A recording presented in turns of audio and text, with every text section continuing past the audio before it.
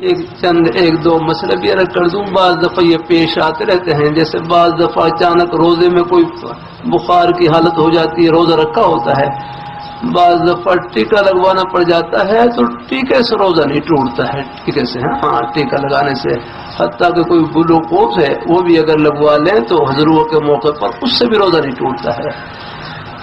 آپ دیکھ لیں یہ بچھو ہے نا، بچھو آدمی کو ڈس لے تو اس سے روزہ ٹوٹتا ہے. اگر ہاں ڈنگ مار دے آخر وہ بھی تو ٹیکا لگاتا ہے اگر ہاں جیسے وہاں.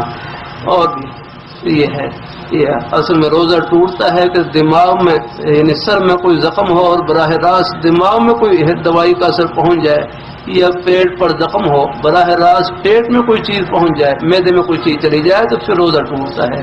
یہ خون کی گردش کے ذریعے کوئی چیز آگے پہنچے تو اس سے نہیں ٹوٹتا ہے. یہ خون مسام کے ذریعے خون کی گردش کے ذریعے آنا ہے.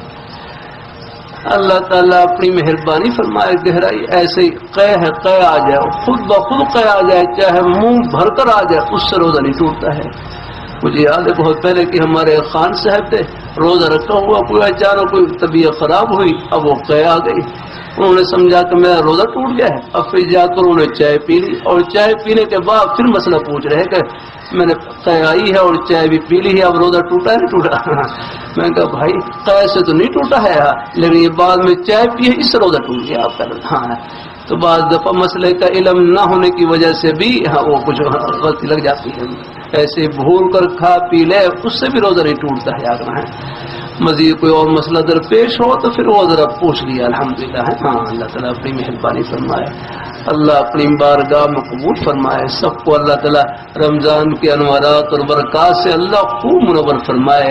اللہ ان گھڑیوں کو اللہ خوب اللہ قیمتی بنائے.